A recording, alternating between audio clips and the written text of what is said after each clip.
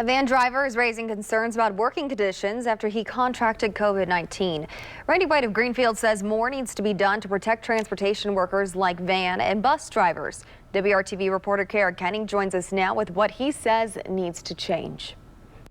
Randy White took a job back in August as a van driver for Oak Street Health here in Irvington Plaza. He says soon after he developed COVID-19, and now he's raising concerns about working conditions and whether van drivers are properly protected. I needed to supplement my part-time income because I was a truck driver for 27 years, was injured on the job. So he took a job as a van driver for Health Park Hospitality, which contracts with Oak Street Health for transportation.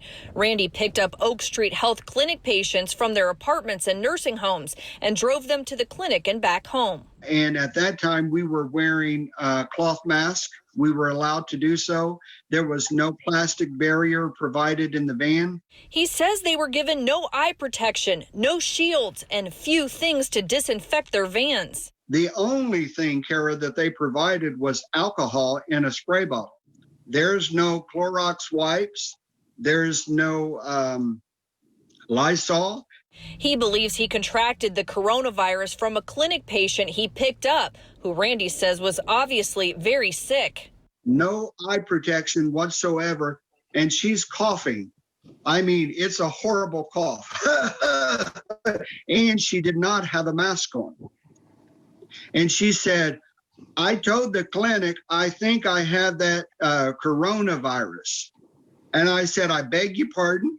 Randy says no one at the clinic warned him about the patient, and at the time he was not allowed to ask pickups about COVID-19 symptoms. They said it was a privacy issue. Randy says he felt sick within days, and his September 24th test came back positive for COVID-19. I felt as if I was going to die. I felt as if I could not breathe. When he finally returned to work weeks later, Randy says he spent $40 of his own money on cleaning materials, but says his managers treated him like an outcast. That's when all the discrimination began. They were no longer friendly. They were like this, stand back, don't approach us. Randy quit his job as a van driver on December 30th. I felt like that they could have done more to keep me safe. We reached out to Oak Street Health about Randy's concerns. The company told us, we have investigated the claims regarding COVID-19 procedures and have found no evidence of material deviations from our COVID-19 policies and protocols, which are consistent with guidance from relevant federal and state health authorities and with the recommendations of the medical community. These COVID-19 policies and protocols include an extensive standard operating procedure for transportation focused on safety. This encompasses, but is not limited to, cleaning protocol, driver personal protective equipment protocol, and a thorough notification process for any suspected infections or exposures. In addition, Oak Street Health performs daily COVID-19 symptom screens on all patients, staff, and contractors. Randy says after he got sick and returned to work, some improvements were made, including adding partitions in the vans and screening patients for symptoms at pickup.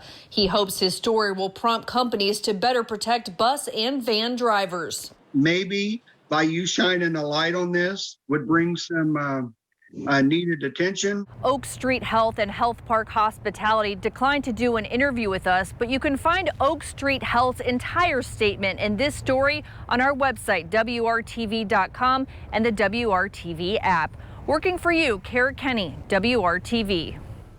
Randy has talked with OSHA about his concerns. If you have a concern related to workplace safety, you can report it to OSHA. Their number is 317-232-2693. You can also email a complaint to this email address, oshacomplaint@dol.in.gov. We've also included a link in this story on the WRTV app and WRTV.com. Health Park Hospitality provided a statement saying, quote, "We have ensured that our employees are provided with appropriate PPE, including masks, gloves, and hand sanitizer. We've implemented thorough safety protocols, including procedures for sanitizing vehicles after each single transport, keeping anyone who uses our service as safe as possible. Most recently, we have also installed barriers in vehicles, dividing the passenger row seating from the driver's row. We will continue to assess the situation and make any needed adjustments or procedures that can responsibly minimize risk while continuing to provide such a vital service in the community."